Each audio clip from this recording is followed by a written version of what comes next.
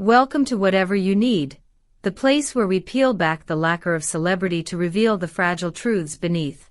If you value stories told with care and depth, please subscribe, click the join button to support our work, and like and comment to let us know what you think. Now lean in. This is not merely gossip, but an intimate chronicle of choices, silences, and consequences that altered more than 2 lives. A hush descended over the studio when Cemre Arda, an actress whose public persona has long been sculpted by restraint and quiet dignity, did something she rarely does. She chose to remove the protective veil of silence and describe, with an almost surgical calmness, a moment that by her own admission could have rewritten the course of another person's life. It was not a rant, an accusation, or an appeal for pity.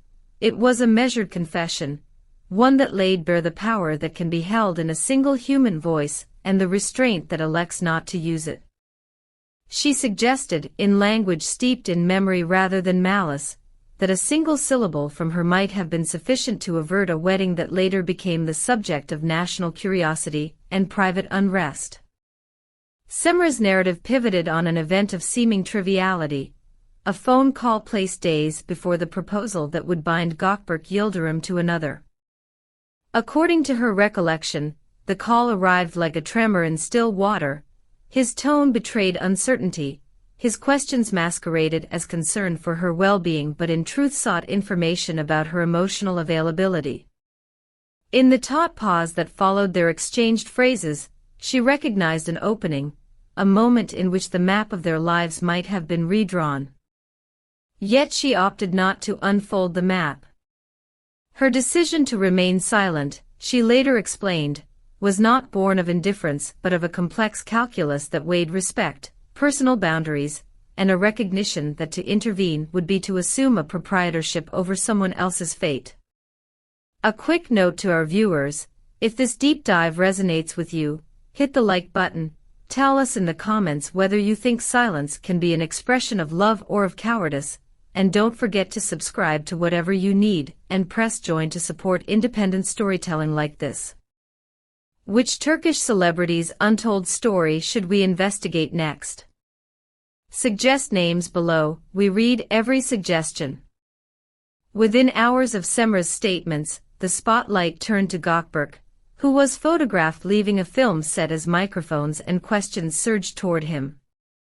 He did not offer a lengthy rebuttal. Instead, what emerged was a brief, revealing disclosure that contained in one small word the kind of nuance often lost in headline-crafted narratives.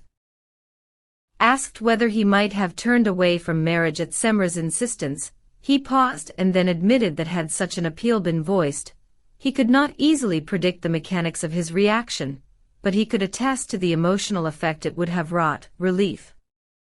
That admission detonated in the public imagination because it intimated that his engagement might have been accompanied by an internal contradiction, that the path he walked was, at moments, less a march of conviction than a response to expectation and perceived obligation.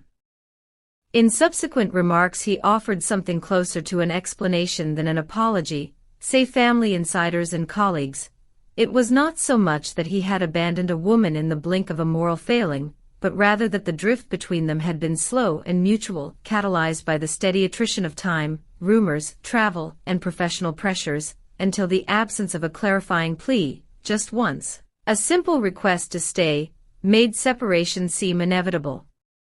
He described, with an air of wounded candor, a message drafted and unsent, an entreaty left in a private folder that read like an ultimatum to chance itself, asking only for a single, clarifying reason not to proceed. That unsent draft, they say, became a ghostly artifact of missed opportunity, a testament to the small textual spaces where monumental decisions sometimes hide. Observers who study the architecture of relationships argue that what unfolded between Cemre and Gökberk is less an archetype of betrayal than a story of misaligned courage, two people who loved in ways that were fervent and yet discreet, who interpreted the other's silence through the lenses of self-preservation and imagined disinterest, and who consequently enacted departures that were by turns rational and incalculably sad. Therapists interviewed on morning panels framed the episode as a cautionary case. When love is measured only in public statements or grand gestures, the quotidian language, the ordinary confirmations and the small askings for presents can be neglected until absence becomes the most articulate communicator. The reaction of friends and mutual acquaintances supplied a third narrative thread. Those closest to the former pair described an intimacy that had frayed not with dramatic ruptures, but with the more pernicious corrosion of quiet neglect. They did not break with shouting or infidelity, one confidant told journalists. They dissolved by not speaking, by assuming the other was fine, by permitting silence to do their speaking instead. This, it would seem, is the more enduring lesson for an audience habituated to scandal. Silence in relationships can carry with it a punitive force, not merely a neutral lull.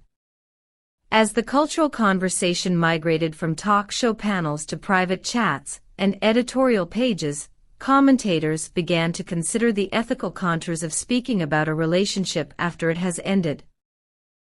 Is exposing the inner architecture of a shared past a public service that enlightens the human condition, or is it an intrusion that reopens wounds for attention and commerce? Cemre's account threaded this needle with a subtlety that disconcerted many. She disclosed not to delegitimize the happiness of another but to proclaim an autonomy that had, she suggested, been preserved even amid intimacy.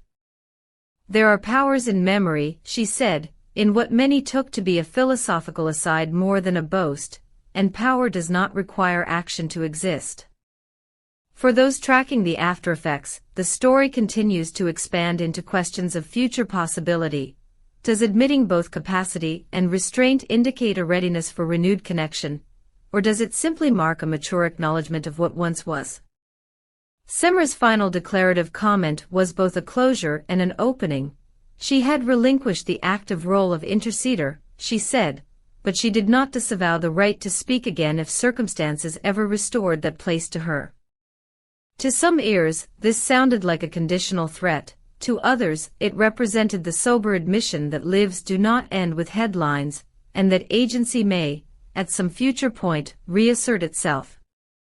Psychologists who commented on the public stage urged viewers to look beyond the celebrity varnish and to glean a lesson about ordinary relationships.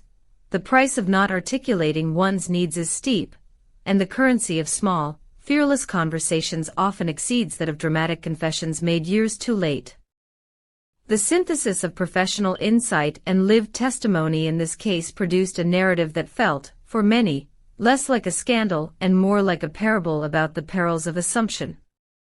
This story demonstrates how a single withheld phrase can ripple outward until it changes destinies. If this piece gave you a new perspective, please press like, subscribe to whatever you need, and consider becoming a member by hitting join to help us continue telling stories with nuance and compassion. Tell us in the comments which Turkish star you would like us to profile next. Your suggestions help shape our upcoming investigations. Thank you for listening closely. We will return with another carefully reported narrative soon.